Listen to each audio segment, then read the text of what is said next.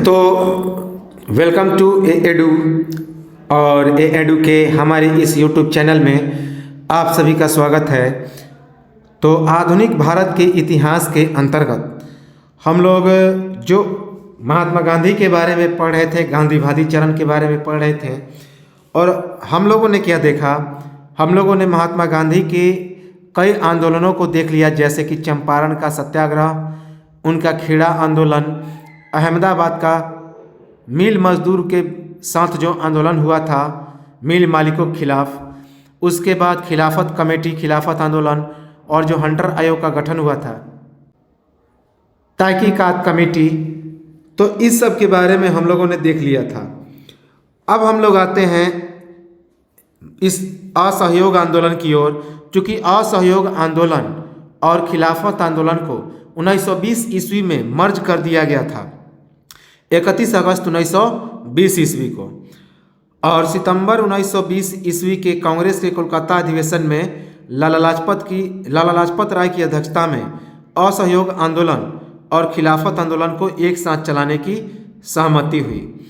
और उसके बाद दिसंबर 1920 के कांग्रेस के नागपुर के वार्षिक अधिवेशन में विजय राघवाचारी की अध्यक्षता में चित्तरंजन दास ने खिलाफत आंदोलन और असहयोग आंदोलन के प्रस्ताव को मंजूरी भी दी। तो यहाँ तक तो हम लोगों ने देख लिया था। अब हम लोग देखते हैं कि इस असहयोग आंदोलन पूरे देश में चला कैसे। याद रखेंगे, पूरे देश में यह आंदोलन किस प्रकार से चला, कौन कौन लोगों ने इसमें क्या क्या योगदान दिया। तो सबसे पहले कि असहयोग आंदोलन के दौरान प्रसिद्ध और अग्रणी वकीलों ने अपनी वकालत छोड़ दी, जैसे कि तेज बहादुर सप्रू। तो तेज बहादुर सप्रू एक बड़े वकील थे।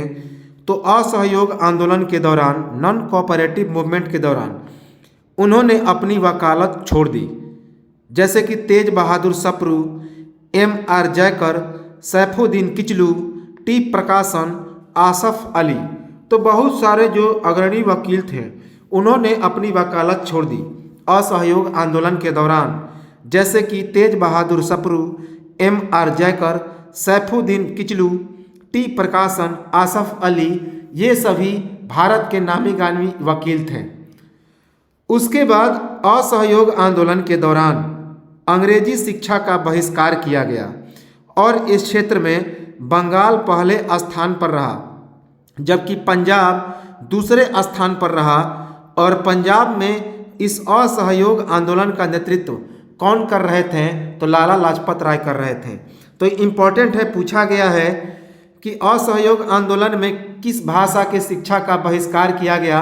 तो ये सिंपल सा है, क्योंकि ब्रिटेन अंग्रेजी भाषा है, तो अंग्रेजी शिक्षा का बहिष्कार किया गया। और इसमें सबसे ज़्यादा बहिष्कार बंगाल में हुआ और उसके बाद पंजाब में। और पंजाब में असहयोग आंदोलन का नेतृत्व कौन कर रहे थे? तो लाला लाजपत राय। मद्रास में असहयोग आंदोलन असफल रहा। तो पूछा जाता है कि किस राज्य में असहयोग आंदोलन असफल रहा? तो मद्रास में। याद रखेंगे, असहयोग आंदोलन के दौरान खिलाफत आंदोलन एक अभिन्न अंग बन गया, क्योंकि भारत और हिंदुओं और मुस्लिम की एकता पर अंग्रेज कुठाराघात कर रहे थे, तो इसको भी बनाना था। तो यह एक अच्छा मौका था असहयोग आंदोलन और एक तरफ मुसलमानों के द्वारा खिलाफत आंदोलन, तो दोनों को मर्ज करके एक बना दिया गया।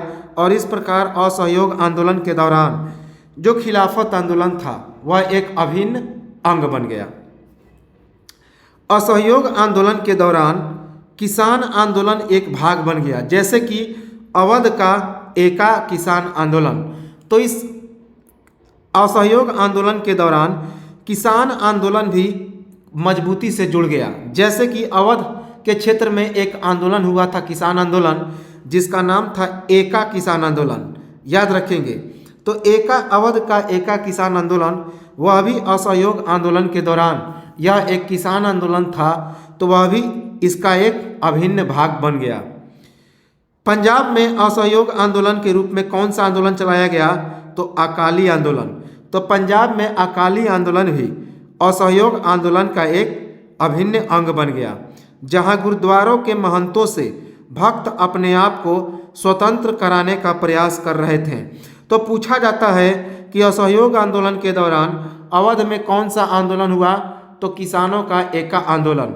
उसके बाद पूछा जाएगा कि पंजाब में कौन सा आंदोलन हुआ, तो असहयोग आंदोलन के दौरान वहाँ पे अकाली आंदोलन हुआ, जहाँ पे गुरुद्वारों के महंतों से जो भक्त थे अपने आप को स्वतंत्र कराने का प्रयास कर रहे थे। बहिष्कार के क्षेत्र में संशोधित सफलता विदेशी कपड़ों के बहिष्कार को मिली। तो बहिष्कार के क्षेत्र में सबसे ज़्यादा जो सफलता किसे मिली, तो विदेशी कपड़ों को। याद रखेंगे, विदेशी कपड़ों को सबसे ज़्यादा सफलता मिली, क्योंकि विदेशी कपड़ों की होली जलाई गई। याद रखेंगे 1920-21 के दौरे करीब 1 अरब 2 करोड़ के 1920-21 में 1 अरब 2 करोड़ के विदेशी कपड़ों का आयात हुआ और 1921 से 22 के दौरान विदेशी कपड़ों का लगभग 57 करोड़ रुपए का आयात हुआ। तो 1920 से 21 के दौरान करीब 1 अरब 2 करोड़ के विदेशी कपड़ों का आयात हुआ, खरीदारी हुआ। लेकिन ठीक 1 बरस के बाद 1921 से 1922 के दौरान विदेशी कपड़ों के खरीद में काफ़ी कमी आ गई और यह लगभग 57 करोड़ रुपए तक सीमित रह गया, अर्थात 57 करोड़ रुपए का ही आयात हुआ। याद रखेंगे, शराब के दुकानों पर धरना प्रदर्शन शुरू हो गया और इसी दरमियान बाल गंगाधर तिलक ने एक स्वराज फंड को स्थापित किया, जिसे तिलक स्वराज फंड कहा जाता था। उसमें लगभग 1 करोड़ का फंड इकट्ठा हो गया। तो भारत के इस आंदोलन, असहयोग आंदोलन को सफल बनाने के लिए बाल गंगाधर तिलक ने एक स्वराज फंड की शुरुआत की और जिसे तिलक स्वराज फंड के नाम से जाना जाता था और इसमें लगभग 1 करोड़ रुपए का फंड इकट्ठा हो गया। शराब के दुकानों पर भी धरने प्रदर्शन शुरू हो गए और इसी दरमियान बाल गंगाधर तिलक ने भी एक स्वराज फंड को स्थापित किया, जिसे तिलक स्वराज फंड कहा जाता था और उसमें लगभग 1 करोड़ रुपए का फंड इकट्ठा हो गया। असहयोग आंदोलन के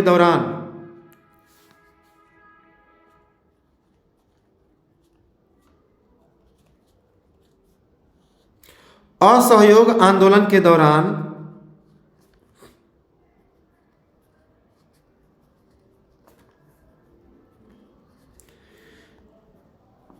तमाम नेता, क्योंकि यह महात्मा गांधी का पहला अखिल भारतीय आर्थिक राजनीतिक आंदोलन था, तमाम नेता महात्मा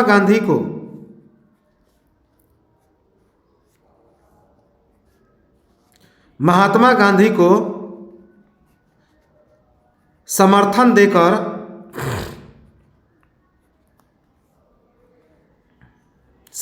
देकर इनका नेतृत्व स्वीकार कर लिए।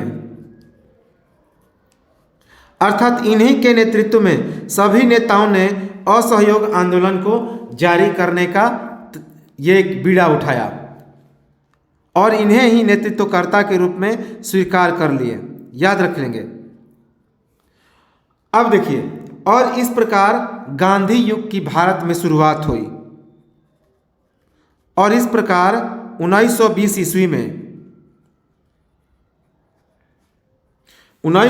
ईस्वी में गांधी युग की शुरुआत हुई। तो काफ़ी इंपॉर्टेंट फैक्ट है कि अब पूछा जाता है किस आंदोलन की शुरुआत से गांधी युग की शुरुआत माना जाता है, तो असहयोग आंदोलन।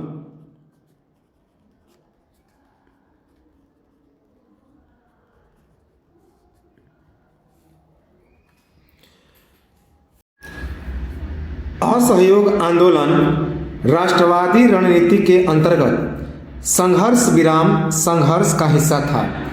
तो असहयोग आंदोलन राष्ट्रवादी नीति के अंतर्गत संघर्ष विराम संघर्ष का हिस्सा था।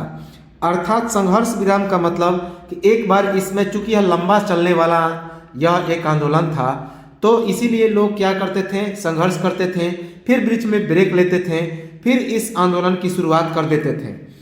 तो जन आंदोलनों का एक अपना चरित्र होता है कि उच्चतम बिंदु पर पहुंचने के बाद उनमें गिरावट के तत्व आते हैं और जनता के द्वारा सहने की क्षमता और त्याग करने की क्षमता असीमित नहीं होती, क्योंकि लंबे समय तक जब आंदोलन चलने लगता है चारों तरफ से, तो लगातार आंदोलन करना संभव नहीं होता, क्योंकि लोगों के पास भी जो क्षमताएं होती हैं वह क्षमता धीरे धीरे छिन्न होने लगती है। तो इस प्रकार विराम की आवश्यकता होती है। इसीलिए असहयोग आंदोलन को क्या कहा गया है, संघर्ष विराम संघर्ष का हिस्सा था। 31 मार्च 1921 को विजयवाड़ा में संपन्न कांग्रेस के अधिवेशन में तिलक स्मारक के लिए स्वराज कोष के रूप में 1 करोड़ रुपए एकत्रित करना तथा पूरे भारत में लगभग 20 लाख चरखे 31 मार्च 1921 ईस्वी को विजयवाड़ा में जो कांग्रेस का अधिवेशन हुआ था, तो उसमें तिलक स्मारक के लिए स्वराज कोष के रूप में 1 करोड़ रुपए एकत्रित करना तथा पूरे भारत में लगभग 20 लाख चरखे बंटवाने के कार्यक्रम को इन्हें भी असहयोग आंदोलन से जोड़ दिया गया। तो हम ही हमने बताया कि जो बाल गंगाधर तिलक ने एक स्वराज फंड की शुरुआत की थी और इसमें लोग इस आंदोलन उन्होंने क्या किया कि 1 करोड़ रुपए का फंड इकट्ठा कर लिया आंदोलन के लिए। तो इन सभी को भी इस आंदोलन के अंतर्गत जोड़ दिया गया, असहयोग आंदोलन के अंतर्गत, जिसमें चरखा भी शामिल था। कई सारे चरखों को भी बंटवाया गया। 5 नवंबर 1920 ईस्वी को अखिल भारतीय कांग्रेस कमेटी के अधिवेशन में 1 वर्ष के भीतर महात्मा गांधी ने स्वराज दिलाने का वादा कर दिया। तो काफी इंपॉर्टेंट है कि 5 नवंबर 1920 ईस्वी को अखिल भारतीय कांग्रेस कमेटी का एक अधिवेशन हुआ, जिसमें महात्मा गांधी ने 1 वर्ष के भीतर ही महात्मा गांधी ने स्वराज दिलाने का वादा कर दिया, महज 1 वर्ष के भीतर। याद रखेंगे, असहयोग आंदोलन के समय एक बात याद रखेंगे, एग्जाम में आया हुआ फैक्ट है कि सुभाष चंद्र बोस को नेशनल कॉलेज का प्रधानाचार्य बनाया गया था। तो जब असहयोग आंदोलन चल रहा था तो उसी दौरान सुभाष चंद्र बोस नेशनल कॉलेज के प्रधानाचार्य बनाए गए। इस असहयोग आंदोलन के समय कांग्रेस ने विधान परिषदों का बहिष्कार किया और इस बहिष्कार के कौन कौन लोग विरोधी थे, तो चित्तरंजन दास, लाला लाजपत राय, एनी बेसेंट, बिपिन चंद्र पाल, मदन मोहन मालवीय, मोहम्मद अली जिन्ना। लेकिन मोतीलाल नेहरू, मोहम्मद अली और शौकत अली ने इस बहिष्कार का समर्थन किया। तो याद रखेंगे कि असहयोग आंदोलन के समय कांग्रेसों ने विधान परिषद का बहिष्कार किया और सबसे ज़्यादा यदि बहिष्कार करने वाले नेता थे तो चित्तरंजन दास, लाला लाजपत राय, एनी बेसेंट, बिपिन चंद्र पाल, मदन मोहन मालवीय, उसके बाद मोहम्मद अली जिन्ना। लेकिन मोतीलाल नेहरू, मोहम्मद अली और शौकत अली, ये दोनों जो थे जिन्होंने खिलाफत कमेटी का गठन किया था, तो ये दोनों अली बंधु ने इसका समर्थन दिया। इस बहिष्कार का क्या किया, तो समर्थन दिया। याद रखेंगे, बहिष्कार का विरोध किया।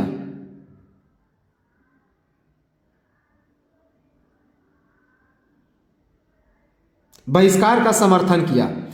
अब असहयोग आंदोलन का एक और कार्यक्रम देश के अन्य भागों में अधिक लोकप्रिय था, वह था ताड़ी की दुकान पर धरना देना। वेरी इंपॉर्टेंट, क्योंकि गांव में पहले ताड़ी की दुकान पर लोग ताड़ी पीने के लिए इकट्ठा होते थे। तो ताड़ी की दुकान पर सबसे ज़्यादा क्या होने लगा, लोकप्रिय, यह असहयोग आंदोलन का कार्यक्रम सबसे ज़्यादा लोकप्रिय होने लगा, ताड़ी की दुकान पर धरना देना। ताड़ी की दुकान पर सबसे ज़्यादा लोग धरना देने लगे। 1921 ईस्वी में हकीम अजमल खां की अध्यक्षता में हुई कांग्रेस की अहमदाबाद अधिवेशन में महात्मा गांधी को कांग्रेस का सर्वाधिकारी घोषित कर दिया गया। Very important. तो कांग्रेस का सर्वाधिकारी अर्थात जो भी सर्वे सर्वा हैं, अर्थात कांग्रेस के तमाम सदस्यों ने इन्हें अपना मूल नेतृत्वकर्ता मान लिया। अभी हमने बताया। तो किस अधिवेशन में 1921 के हकीम अजमल खां की अध्यक्षता में हुई कांग्रेस की अहमदाबाद अधिवेशन में महात्मा गांधी को कांग्रेस का सर्वाधिकारी घोषित कर दिया गया। असहयोग आंदोलन में पहली गिरफ्तारी किसकी हुई? तो चित्तरंजन दास और उनकी पत्नी बसंती देवी की हुई। तो याद रखेंगे कि असहयोग आंदोलन में पहली गिरफ्तारी किसकी हुई? तो चित्तरंजन दास और उनकी पत्नी बसंती देवी की। कुछ और जगहों पर जो लिखा गया, बताया गया है कुछ किताबों में कि जो पहली गिरफ्तारी हुई, तो पहली गिरफ्तारी किसकी हुई थी? मोहम्मद अली की। तो कुछ किताबों में मोहम्मद अली को भी लिखा गया है, याद रखेंगे, जो कि शौकत अली के भाई थे। तो सटीक जो है चित्तरंजन दास और उनकी पत्नी बसंती देवी ही गिरफ्तार हुई थी। अगर ये ऑप्शन में आते हैं तो इन्हें ही लिखा जाएगा, लेकिन मोहम्मद अली यदि ऑप्शन में आता है तो उसे आंसर दे सकते हैं, क्योंकि कई किताबों में मोहम्मद अली लिखा हुआ है, लेकिन बहुत सारे किताब चित्तरंजन दास और बसंती देवी के हुई असहयोग आंदोलन में पहले गिरफ्तार होने वाले नेता के बारे में बताते हैं, याद रखेंगे। और 1921 ईस्वी में हकीम अजमल खां की अध्यक्षता में कांग्रेस की अहमदाबाद के अधिवेशन में महात्मा गांधी को कांग्रेस का सर्वाधिकारी घोषित कर दिया गया। अर्थात कांग्रेस के ये सभी सबसे प्रमुख नेता हैं, कांग्रेस के नेतृत्वकर्ता हैं। असहयोग आंदोलन महात्मा गांधी की पहली जन आंदोलन थी, वेरी वेरी इंपॉर्टेंट। और इसी आंदोलन में महात्मा गांधी क्या हो गए? तो ये चीज कि पहली बार जेल गए। अब हमने क्या बताया था?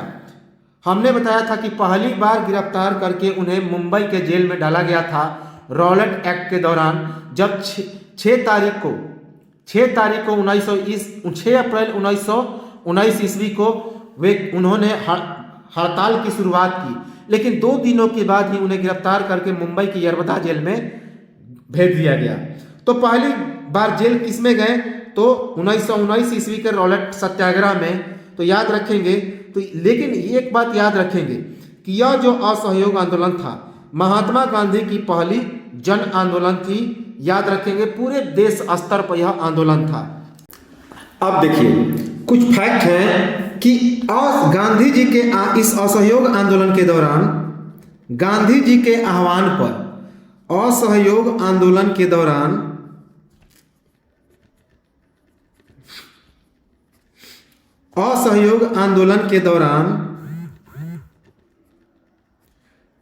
गांधी जी के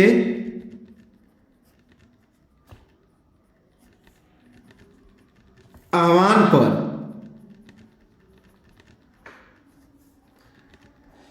विद्यार्थियों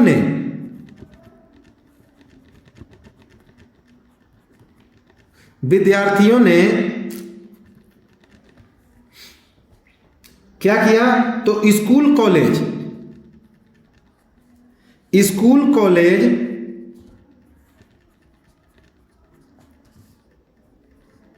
आदि का बहिष्कार कर दिया, आदि शिक्षण संस्थानों का बहिष्कार कर दिया।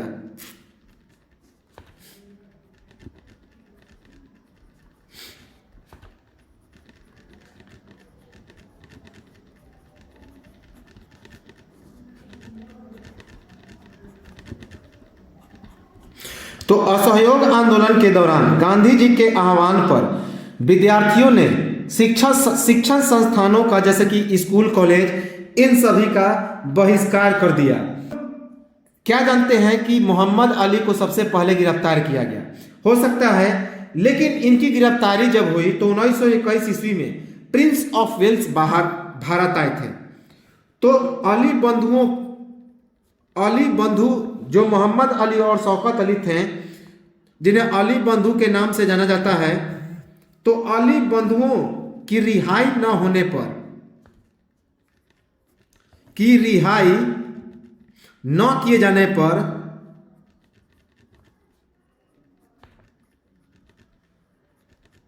न किए जाने के विरोध में 1921 ईस्वी में, 1921 ईस्वी में कौन आए? तो प्रिंस ऑफ वेल्स भारत आए। याद रखेंगे, prince of Wales, prince of Wales Bharat आए।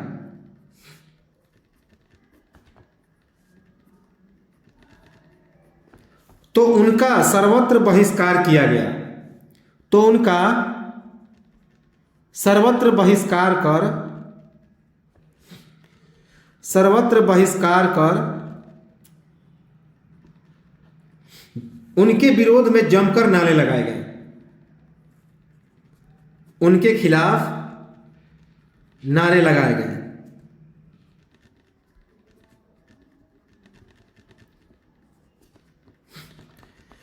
तो जब असहयोग आंदोलन के दौरान अली बंधुओं की गिरफ्तारी कर ली गई, तो अली बंधुओं की रिहाई न किए जाने के विरोध में, अली बंधुओं की रिहाई नहीं कर रहे थे अंग्रेज, तो इसके विरोध में 1921 ईस्वी में इस विरोध को शांत करने के लिए और विरोध को देखने के लिए प्रिंस ऑफ वेल्स इसका मुआयना करने के लिए भारत आए। लेकिन जब वे भारत आए तो उनका सभी जगह बहिष्कार किया गया और इनके खिलाफ नारे लगाए गए। याद रखेंगे, मोहम्मद अली जिन्ना, याद रखेंगे, मोहम्मद अली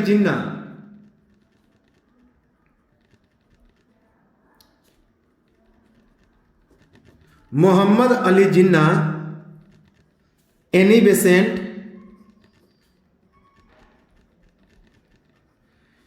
और बिपिन चंद्रपाल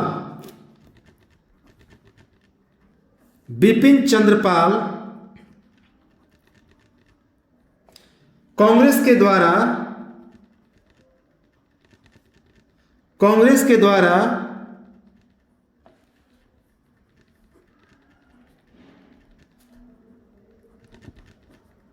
गांधी जी के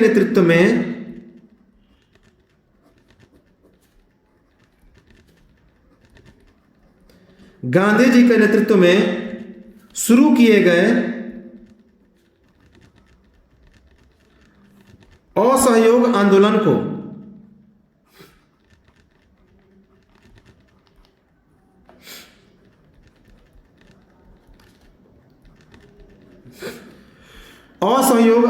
को समर्थन दिए जाने से सहमत नहीं थे। समर्थन दिए जाने से सहमत नहीं थे।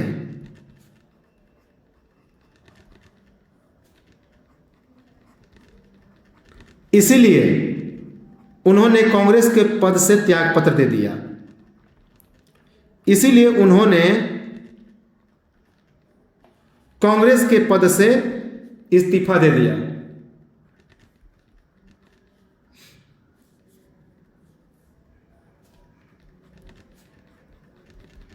या त्यागपत्र दे दिया।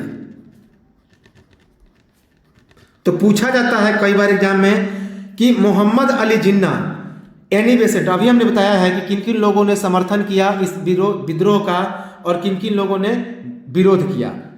तो एनी बेसेंट, बिपिन चंद्रपाल और मोहम्मद अली जिन्ना के द्वारा जो मोहम्मद अली जिन्ना, एनी बेसेंट और बिपिन चंद्रपाल कांग्रेस के द्वारा गांधी जी के नेतृत्व में जो यह असहयोग आंदोलन किया गया था, तो उसके समर्थन में दिए जाने से सहमत नहीं थे।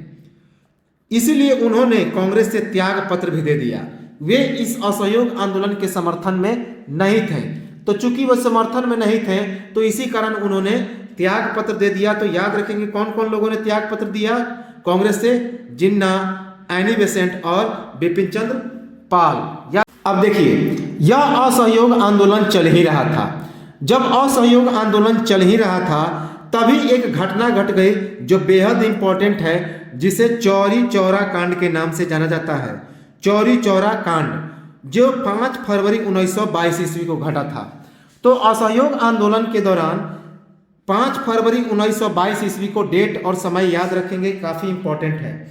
तो 5 फरवरी 1922 ईस्वी को एक चौरी चौरा कांड हो गया। तो चौरी चौरा कांड क्या हुआ कि 5 फरवरी 1922 ईस्वी को असहयोग आंदोलन ने एक हिंसात्मक रूप ले लिया।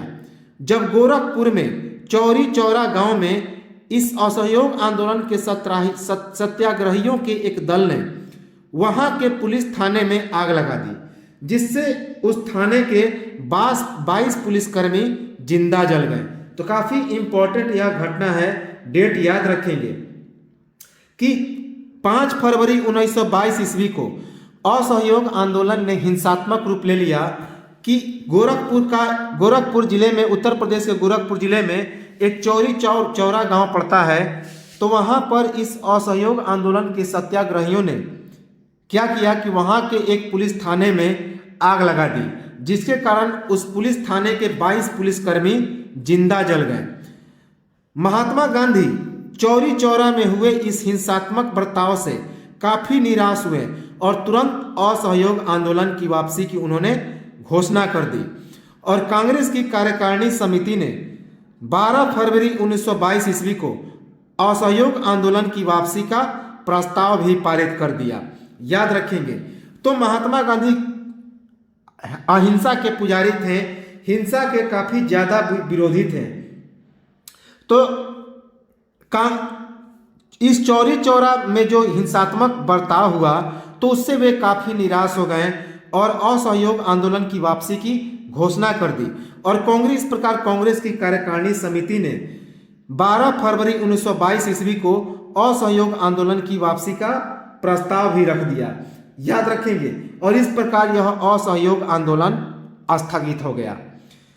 यद्यपि कि असहयोग आंदोलन को वापस लिए जाने से लोगों में निराशा का भाव आया था, परंतु इस बात की संभावना अधिक थी कि यदि सरकार के द्वारा इस आंदोलन को कुचल दिया जाता तो लोगों में और अधिक लंबे समय तक निराशा धर जाती। तो चूंकि असहयोग आंदोलन सफल होने वाला था, लेकिन बीच में महात्मा गांधी ने इसे स्थगित कर दिया, वापस ले लिया। फिर भी तो लोग काफी निराश हुए, लेकिन लोगों में एक बात की खुशी भी थी, लोगों में इस बात की संभावना भी थी कि कहीं यदि अंग्रेजों ने इस आंदोलन को कुचल दिया जाता तो लोगों में लंबे समय तक इसकी निराशा काफी ज्यादा होती। तो इससे अच्छा हुआ कि महात्मा गांधी ने इस आंदोलन को वापस ले लिया। यद्यपि असहयोग आंदोलन को वापस लिए जाने से लोगों में निराशा का भाव आया था, परंतु इस बात की संभावना अधिक थी कि यदि सरकार के द्वारा इस आंदोलन को कुचल दिया जाता तो लोगों में और अधिक लंबे समय तक निराशा की भावना धर जाती। याद रखेंगे। अब देखिए, इस असहयोग आंदोलन के बाद कुछ घटनाक्रम भी घट गए। तो जब असहयोग आंदोलन स्थगित हो गया तो इसके बाद कौन कौन सी घटना घटी ये भी हम लोग देख लेते हैं। सबसे पहले कि महात्मा गांधी जी को गिरफ्तार कर लिया गया। क्या किया गया कि 13 मार्च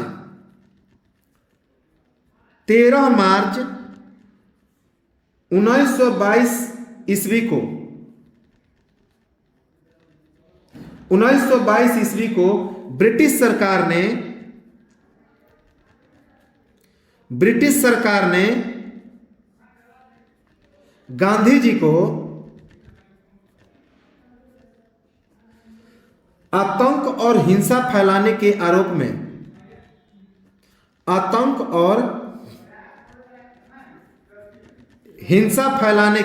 में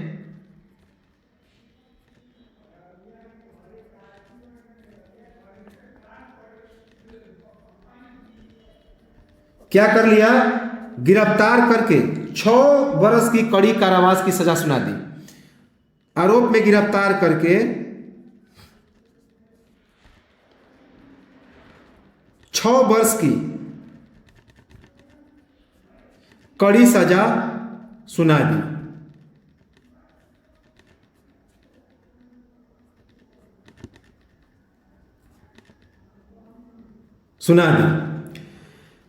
लेकिन 5 फरवरी 1924 को ही महज 2 बरस जेल में रहे। 5 फरवरी 1924 को ही उनकी शारीरिक अस्वस्थता के कारण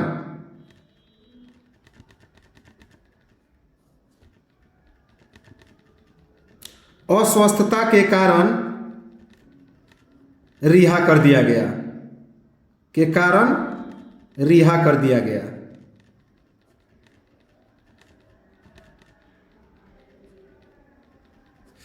अब देखिए, तो जब यह आंदोलन स्थगित हो गया, असहयोग आंदोलन, क्योंकि चौरी चौरा का जो कांड हो गया था वह काफ़ी भीषण हुआ था। उसमें 22 जो अंग्रेज पुलिसकर्मी थे वे जिंदा जले गए थे। तो अब तो अंग्रेज उग्र हो जाएंगे। जब अंग्रेज उग्र हो गए तो 13 मार्च 1922 ईस्वी को ब्रिटिश सरकार ने गांधी जी को आतंक और हिंसा फैलाने के आरोप में गिरफ्तार करके 6 बरस की कड़ी सजा सुना दी। लेकिन 5 फरवरी 1924 को ही उनकी शारीरिक अस्वस्थता के कारण उन्हें रिहा कर दिया गया। तो उनकी तबीयत खराब हो गई, इसीलिए 2 बरस के बाद ही उन्हें रिहा कर दिया गया। क्योंकि यदि अंग्रेज रिहा नहीं करते और महात्मा गांधी को जेल में कुछ हो जाता तो देश में पूरा देश हिंसा पर उतारू हो जाता, याद रखेंगे। तो पूछा भी जाता है कि गांधी जी को क्यों रिहा किया, क्योंकि उनकी शारीरिक अस्वस्थता हो गई थी और यदि इसी दौरान गांधी जी के साथ कुछ अप्रिय घटना हो जाता तो देश में पूरा हिंसा हो जाता, याद रखेंगे। अब और क्या घटना हुई थी, तो 16 जून 1925 ईस्वी को चित्तरंजन दास की मृत्यु हो गई। 16 जून 1925 ईस्वी को चित्तरंजन दास की मृत्यु हो गई। कांग्रेस पार्टी में चित्तरंजन दास की मृत्यु के बाद प्रत्युत्तरवादी और अप्रत्युत्तरवादी नामक 2 गुट बन गए। तो कांग्रेस पार्टी में चित्तरंजन दास की मृत्यु के बाद प्रत्युत्तरवादी और अप्रत्युत्तरवादी नामक 2 गुट बन गए। प्रत्युत्तरवादी का मतलब होता है जो सवाल जवाब देने में माहिर थे, और अप्रत्युत्तरवादी का मतलब था कि वे मौन रहते थे, मौन रह के सरकार का विरोध करते थे। तो कांग्रेस पार्टी में जब चित्तरंजन दास की मृत्यु हो गई तो वह 2 पार्ट में बट गया, एक प्रत्युत्तरवादी और एक अप्रत्युत्तरवादी। प्रत्युत्तरवादी सरकार के साथ सहयोग के इच्छुक थे, अर्थात जो प्रत्युत्तरवादी थे वे सरकार के साथ सहयोग करने के लिए इच्छुक थे, याद रखेंगे। उसके बाद और इनके जो सदस्य थे कौन कौन थे प्रत्युत्तरवादी में, मदन मोहन मालवीय, लाला लाजपत राय, M.R. जयकर इत्यादि। जबकि इन सदस्यों के अलावे बाकी जितने सारे थे वे अप्रत्युत्तरवादी थे और वे सरकार के साथ कोई भी सहयोग नहीं चाहते थे। तो प्रत्युत्तरवादी सरकार के साथ सहयोग करने को इच्छुक थे, और इस प्रत्युत्तरवादी के सदस्य कौन कौन थे, तो मदन मोहन मालवीय, लाला लाजपत राय, M.R. जयकर इत्यादि। इन तीनों को छोड़ के जो भी सदस्य थे वे सभी अप्रत्युत्तरवादी थे, वे सरकार के सहयोग करने के बिल्कुल ही इच्छुक नहीं थे। अब देखिए, एक घटना और घटता है 1922 ईस्वी में। मोतीलाल तेजावत के नेतृत्व में मेवाड़ भील आंदोलन हो गया था, याद रखेंगे। तो जब 1922 ईस्वी को महात्मा गांधी को जेल भेजा गया तो 1922 ईस्वी में मोतीलाल तेजावत के नेतृत्व में मेवाड़ भील आंदोलन हो गया था। भील एक जाति थी जो मेवाड़ के क्षेत्र में रहती थी, तो वहाँ पे वह आंदोलन शुरू हो गया था। तो याद रखेंगे कि महात्मा गांधी के विरोध में, महात्मा गांधी के गिरफ्तारी के विरोध में,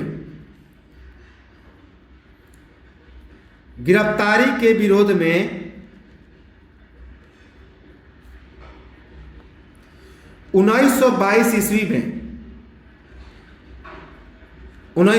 ईस्वी में ही मोतीलाल तेजावत के नेतृत्व में, नाम याद रखेंगे, मोतीलाल तेजावत के नेतृत्व में मेवाड़ भील आंदोलन। कौन सा आंदोलन, तो मेवाड़ भील आंदोलन, यह भी भड़क गया था।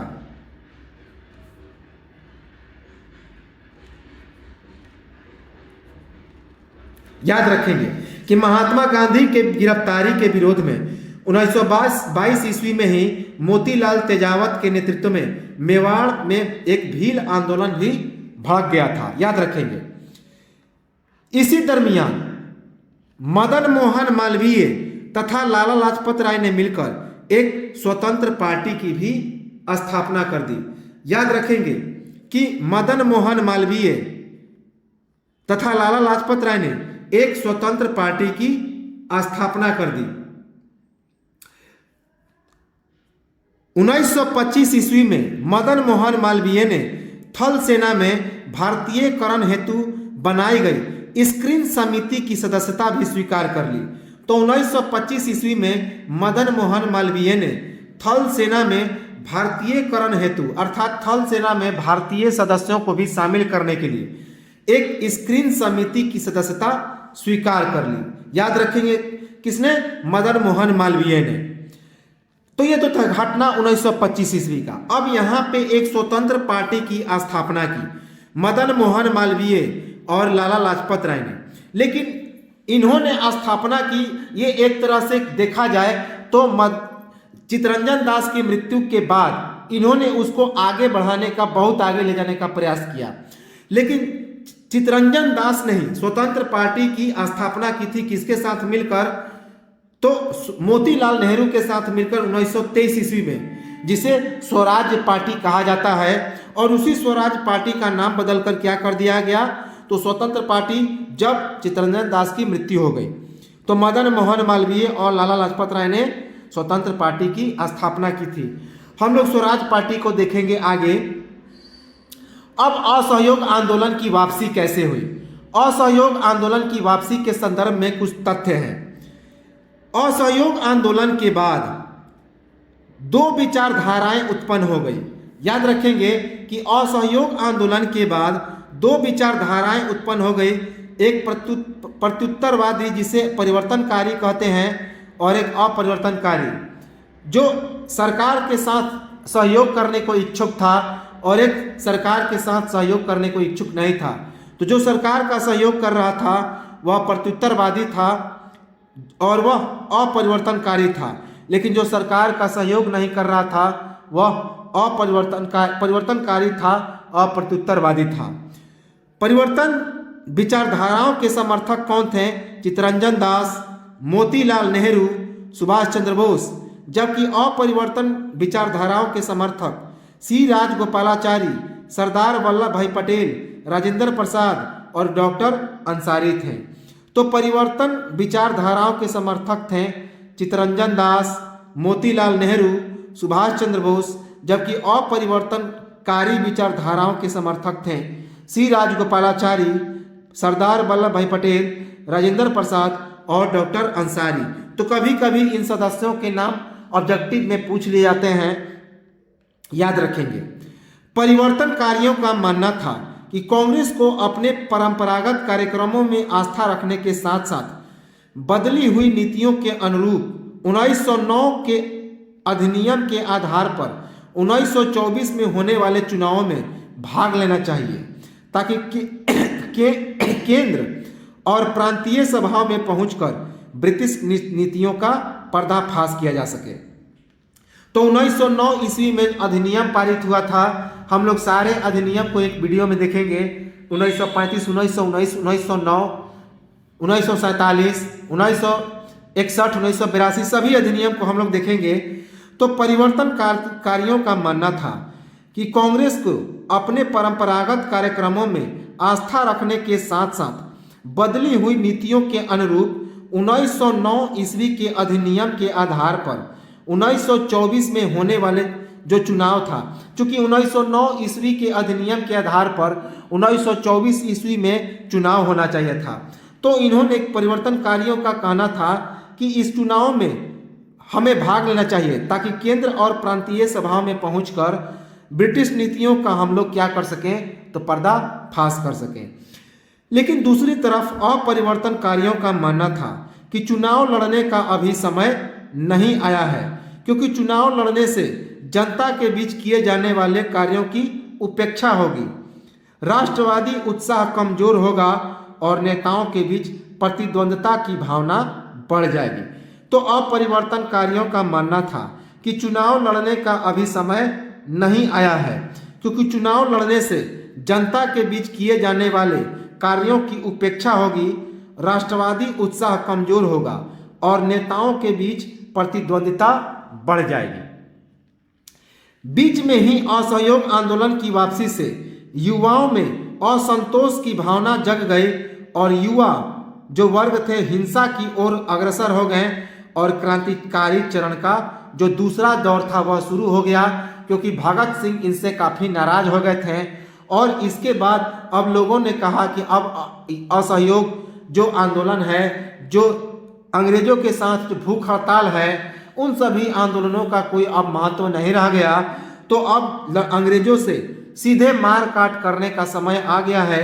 तो इसी कारण क्रांतिकारी चरण का जो दूसरा दौर था वह शुरू हो गया, युवा वर्ग हिंसा की ओर अग्रसर हो गया। याद रखेंगे, काफी इंपॉर्टेंट है। तो ये तो था हमारा असहयोग आंदोलन। असहयोग आंदोलन समाप्त हुआ, काफी इंपॉर्टेंट है, जहां से एग्जाम में प्रश्न निश्चित तौर पे आते हैं।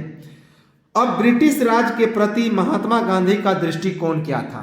तो ब्रिटिश राज के प्रति महात्मा गांधी का क्या दृष्टिकोण था, इसे हम लोग देखें कि महात्मा गांधी ने ब्रिटिश शासन के प्रगतिशील तत्वों जैसे कि वैज्ञानिक दृष्टिकोण, तार्किकता, मानवतावाद, प्रजातांत्रिक गतिविधियों को स्वीकार किया, जबकि भारतीय जनता का शोषण, हिंसात्मक कार्यवाही, अंग्रेजों के प्रजातीय सर्वोच्चता तथा white men's burden. White men's burden का मतलब होता है जो गोरा और काला के बीच जो भेदभाव था, इन सभी चीज़ों को अस्वीकार कर दिया। तो गांधी जी ने अंग्रेजी विचारधाराओं को, कौन कौन सी विचारधाराओं को स्वीकार किया? तो वैज्ञानिक दृष्टिकोण, वे भारत में भी वैज्ञानिक दृष्टिकोण से विकास चाहते थे। तार्किकता, चूंकि अंग्रेजों ने भारतीयों में एक लॉजिकल तत्वों का विकास किया।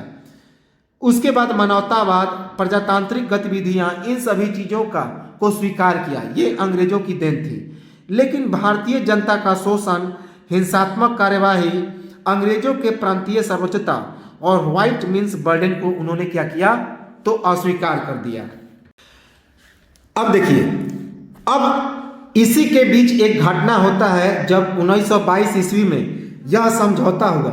1922 ईस्वी में असहयोग आंदोलन के वापसी के लिए जो समझौता हुआ, तो उसी के बाद तुरंत बाद एक घटना घटा जिसे स्वराज पार्टी कहा जाता है, जो कि 1923 ईस्वी में गठन हुआ था। तो काफ़ी इंपॉर्टेंट है, पूछा जाता है कि स्वराज पार्टी का गठन कब हुआ था? तो 1923 ईस्वी में। तो यह स्वराज पार्टी का गठन कैसे हुआ, किसने किया, उसे हम लोग देखें। काफ़ी इंपॉर्टेंट है, जहां से प्रश्न आते हैं। तो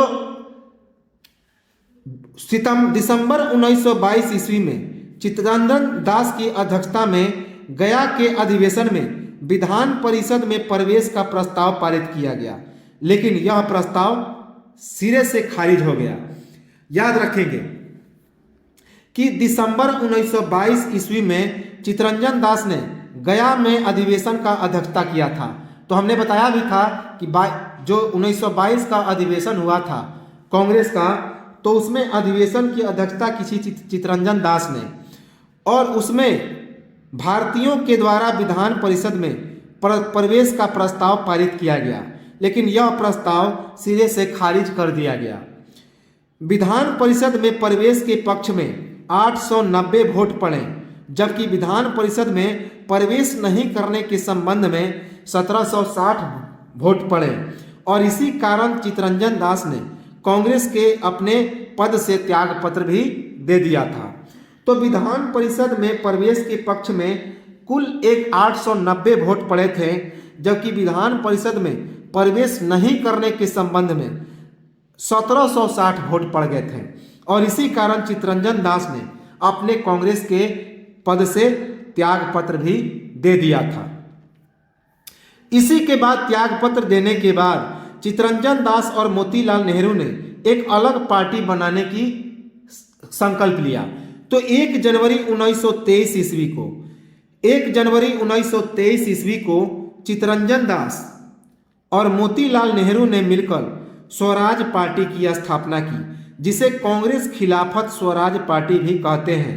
तो 1 जनवरी 1923 ईस्वी को चित्तरंजन दास और मोतीलाल नेहरू ने मिलकर स्वराज पार्टी की स्थापना की। जिसे खिलाफत कांग्रेस खिलाफत स्वराज पार्टी भी कहा जाता है, याद रखेंगे। अब ये कांग्रेस खिलाफत स्वराज पार्टी की स्थापना कहाँ पे हुई? तो इसकी स्थापना इलाहाबाद में हुई। तो वेरी वेरी इंपॉर्टेंट है, यह पूछा जाता है कि जो स्वराज पार्टी था तो उसकी स्थापना कहाँ पे हुई? तो इलाहाबाद में। और इसकी स्थापना किसने की? तो चित्तरंजन दास और मोतीलाल नेहरू ने।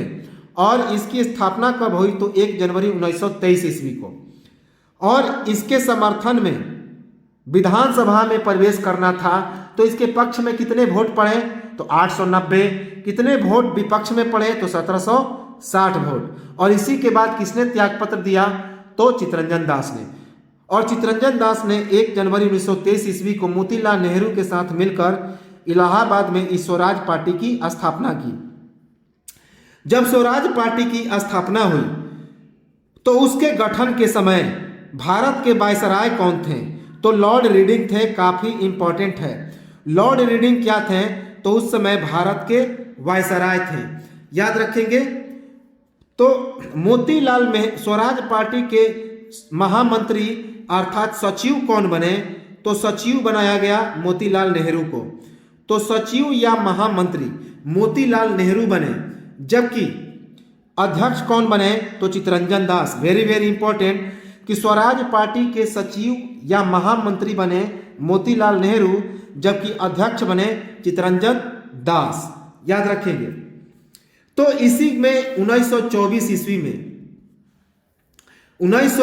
ईस्वी में अब इस पूछा जाएगा कि इस स्वराज पार्टी का मुख्य उद्देश्य क्या था? तो सबसे इसका जो मुख्य उद्देश्य था विधानसभा में प्रवेश करना, विधान परिषद में प्रवेश करना, डोमिनियन स्टेट को समाप्त करना, डोमिनियन स्टेट को जल्दी से प्राप्त करना, साथ ही ब्रिटिश सरकार के लिए बहुत सारे मुश्किलों को खड़ा कर देना। तो इसका यदि उद्देश्य पूछा जाए, स्वराज पार्टी का उद्देश्य पूछा जाए, तो उद्देश्य क्या है? तो शीघ्र ही डोमिनियन स्टेट को प्राप्त करना, पूर्ण स्वायत्तता प्राप्त कर, स्वायत्तता अर्थात स्वतंत्रता, पूर्ण स्वायत्तता प्राप्त कर, स्वायत्तता प्राप्त कर, पूर्ण स्वायत्तता प्राप्त कर डोमिनियन स्टेट्स को शीघ्र प्राप्त करना, डोमिनियन स्टेट्स को शीघ्र प्राप्त करना, याद रखेंगे। और ब्रिटिश सरकार के लिए मुश्किलें खड़ा करना, और ब्रिटिश सरकार के लिए मुश्किलें खड़ा करना, मुश्किलें खड़ा करना, याद रखेंगे। तो इसका मुख्य उद्देश्य था कि पूर्ण स्वायत्तता को प्राप्त करना, और साथ ही साथ पूर्ण स्वायत्तता को प्राप्त करके एक डोमिनियन स्टेट्स को शीघ्र ही प्राप्त करना, और ब्रिटिश सरकार के लिए बहुत सारी मुश्किलों को खड़ा कर देना इस स्वराज पार्टी का मुख्य क्या था? तो उद्देश्य था। 1924 ईस्वी के चुनाव में स्वराज पार्टी ने भाग लिया और उसे विधान परिषद में 101 सीटों में से कुल 47 सीटों प्राप्त हुई, याद रखेंगे। तो 1924 में जो चुनाव हुआ तो उसमें स्वराज पार्टी ने हिस्सेदारी लिया, जिसके अंतर्गत विधान परिषद में कुल 101 सीटें थी, जिसमें इसे स्वराज पार्टी को 47 सीटें मिली, तथा विट्ठल भाई पटेल जो कि सरदार वल्लभ भाई पटेल के भाई थे, वे केंद्रीय विधानसभा के अध्यक्ष बनने में सफलता हासिल की। तो 1924 का जो चुनाव हुआ तो उस चुनाव में स्वराज पार्टी ने भाग लिया और उसे विधान परिषद में 101 सीटों में से 47 सीटें प्राप्त हुई। और विट्ठल भाई पटेल जो कि सरदार वल्लभ भाई पटेल के भाई थे, तो उन्होंने केंद्रीय विधानसभा के अध्यक्ष बनने में सफलता हासिल की। वे केंद्रीय विधानसभा के अध्यक्ष बने। 1924 ईस्वी के चुनाव में स्वराज पार्टी को मध्य प्रांत में स्पष्ट बहुमत प्राप्त हुआ। बंगाल सबसे बड़े दल के रूप में उभरा मुंबई तथा उत्तर प्रदेश में संतोषजनक सफलता हासिल हुई, जबकि मद्रास तथा पंजाब में सांप्रदायिकता के कारण सफलता हासिल नहीं हुई। तो 1924 में जो चुनाव हुआ तो उस चुनाव में स्वराज पार्टी को मध्य प्रांत में स्पष्ट बहुमत प्राप्त हुआ, अर्थात मध्य प्रांत में स्पष्ट बहुमत के साथ यह सरकार बनाने में सफल रही। लेकिन और बंगाल में सबसे बड़े दल के रूप में यह उभरकर सामने आया, जबकि मुंबई तथा उत्तर प्रदेश में इसे सफलता तो हासिल हुई लेकिन संतोषजनक सफलता हासिल हुई। लेकिन मद्रास और पंजाब में जो वहाँ सांप्रदायिकता की घटना घट चुकी थी तो इसके कारण वहाँ पे सफलता हासिल नहीं हुई, याद रखेंगे। स्वराज पार्टी ने केंद्रीय विधान मंडलों में 1919 के अधिनियम की जांच के लिए एक मूडी मेन समिति की नियुक्ति कराई। तो 1919 का अधिनियम भी हम लोग देखेंगे। तो स्वराज पार्टी ने केंद्रीय विधान मंडलों में 1919 के अधिनियम की जांच के लिए, जो 1919 का अधिनियम आया था तो उस अधिनियम की जांच के लिए एक समिति की भी नियुक्ति कराई, जिसे मूडी मेन समिति कहा जाता है। कौन? मूडी मेन समिति।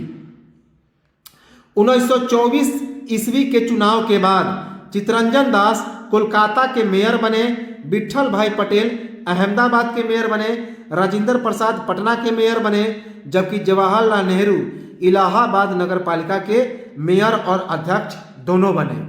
तो 1924 ईस्वी के चुनाव के बाद जो चित्तरंजन दास थे वे कोलकाता के मेयर बने, विट्ठल भाई पटेल अहमदाबाद के मेयर बने, राजेंद्र प्रसाद पटना के मेयर बने, जबकि जवाहरलाल नेहरू इलाहाबाद नगर पालिका के मेयर और अध्यक्ष दोनों बने। याद रखेंगे, इंपॉर्टेंट है। और महात्मा गांधी इसी के बाद उन्हें अध्यक्ष के रूप में चुना गया 1924 के अधिवेशन में। एक ही बार अध्यक्ष चुने गए थे बेलगांव अधिवेशन में। हमने बताया था कि जो बेलगांव का अधिवेशन हुआ था 1924 में, तो इस कांग्रेस की तरफ से यह पहली बार और आखिरी बार ये अध्यक्ष चुने गए थे। इसलिए गांधी जी की इच्छा नहीं थी कि व्यक्तिगत इच्छा नहीं थी कि वे कांग्रेस के अध्यक्ष पद पर बने रहें। याद रखेंगे, इंपॉर्टेंट है। तो यह तो था हमारा महात्मा गांधी का जो असहयोग आंदोलन, स्वराज पार्टी, और उसके बाद हम लोगों ने कुछ इम्पोर्टेंट फैक्ट को भी देखा। तो चलिए इस चीज़ को बार बार सुनते रहें, देखते रहें और अन्य लोगों को भी इसमें जुड़ने का प्रयास करें। तो कमेंट करें कि यह सेशन कैसा लग रहा है मॉडर्न हिस्ट्री ऑफ इंडिया का। तो मिलते हैं हम लोग अगले वीडियो में। और गांधी-दास समझौता, साइमन कमीशन और उसके बाद कई सारे इंपॉर्टेंट फैक्ट को देखेंगे, जैसे कि नेहरू रिपोर्ट और उसके बाद पूर्ण स्वराज, सबने अवज्ञा आंदोलन, गांधी इरविन समझौता, पूना पैक्ट, इन सभी को हम लोग देखेंगे और भारत की आज़ादी तक हम लोग चलेंगे। चलिए तो मिलते हैं हम लोग अगले वीडियो में। तब तक नमस्कार, जय हिंद।